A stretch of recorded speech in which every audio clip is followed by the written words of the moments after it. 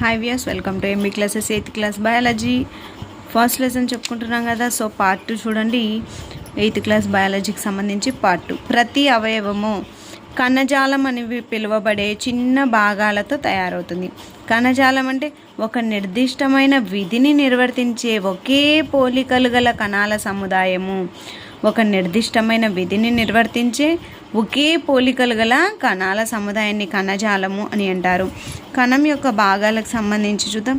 కణత్వచం, దీనిని ప్లాస్మా పొర అని కూడా అంటారు. కణం నందు ప్రాథమిక అంశాలు కణత్వచం, కణద్రవ్యం, కేంద్రకం.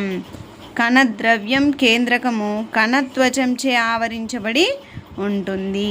ఒక కణం నుంచి ఇంకొక కణాన్ని వేరు చేయున్నది కణత్వచము. దీన్ని ప్లాస్మా పొర అని కూడా అంటారు. కణత్వచంకి రంధ్రం ఉండి తద్వారా కణం నుండి వెలుపలకు లోపలకు పదార్థాల రవాణాకు అవకాశం ఉంటుంది. ఉల్లిపొర కణాలను పరిశీలిస్తే మనం ఉల్లిపొర కణాలను పరిశీలించడానికి ఉపయోగించే ద్రావణాన్ని మిథైల్ బ్లూ ద్రావణం అంటారు. ఈ ఉల్లిపొర కణం అంచున ఆవరించి కణత్వచం ఉంటుంది. కణత్వచంపై మరొక మందమైన పొర కప్పబడి ఉంటుంది. దాన్ని కణకవచం అంటారు. ఎందుకు ఉల్లిపొరలో కణకవచం అనేది మరొక పొర ఉంది అంటే ఉల్లిపొర అనేది ఏంటిది? ఉల్లిపాయ ఇది మొక్కలకు సంబంధించింది కాబట్టి, సో వృక్షాలు మొక్కలకు సంబంధించిన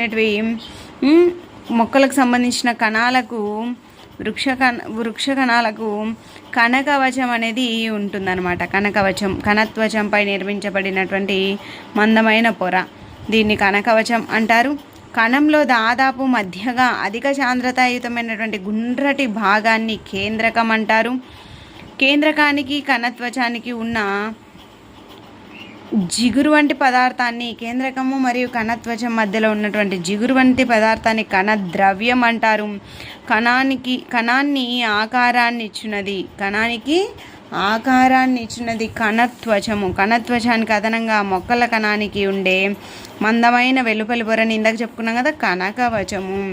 జంతు కణాలలో కణకవచం ఉండదు. కణంలోని ఇతర భాగాలు లేదా కణాంగాలు ఎక్కడుంటాయి? మొత్తం కణద్రవ్యంలో ఉంటాయి. కణద్రవ్యంలో ఉండే కణంలోని ఇతర భాగాలు ఏంటివి? మైటోకాండ్రియా, గాల్జీ దేహాలు, రైబోజోములు. జీవకణంలో అతి ముఖ్య భాగం కేంద్రకం యొక్క ఆకారం గోళాకారం. కేంద్రకంను కణద్రవ్యం నుండి వేరు చేసే త్వచాన్ని కేంద్రకత్వచం అంటారు. చూడండి, కేంద్రకత్వచం అంటారు. కేంద్రకం లోపల గల చిన్న గోళాకార నిర్మాణాలను కేంద్రకాంశం అంటారు.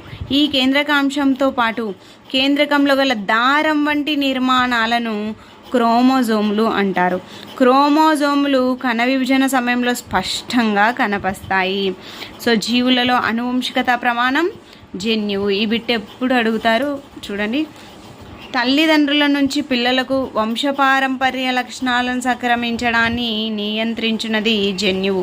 కణం యొక్క విధులను నియంత్రించే కేంద్రంగా పనిచేయునది కేంద్రకము. కణం యొక్క విధులను నియంత్రించే కేంద్రంగా పనిచేయునది కేంద్రకం. జీవకణంలోని మొత్తం పదార్థం అంతటిని ఏమంటారు? జీవకణంలోని మొత్తం పదార్థం అంతటిని జీవ పదార్థం లేదా ప్రోటోప్లాజం అంటారు. కణం యొక్క జీవానికి ఆధారం జీవ పదార్థం. కేంద్రకత్వచం లేకుండా కేంద్రక పదార్థాలను కలిగి ఉండే కణాలను కేంద్రక పూర్వ కణాలు అంటారు. అటువంటి కణాలు కలిగిన జీవులను కేంద్రక పూర్వజీవులు అంటారు. ఎగ్జాంపుల్కి బ్యాక్టీరియా, నీలి ఆకుపచ్చ శైవలాలు, ఆల్గే అంటారు కదా.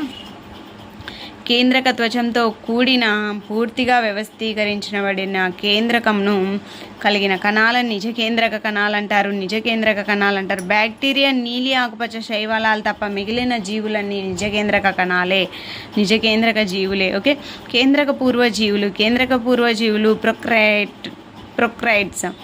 చూడండి, ప్రో అంటే ముందుకు, కెరియాన్ అంటే కేంద్రకము, నిజకేంద్రక జీవులు. యూకెరియాట్స్.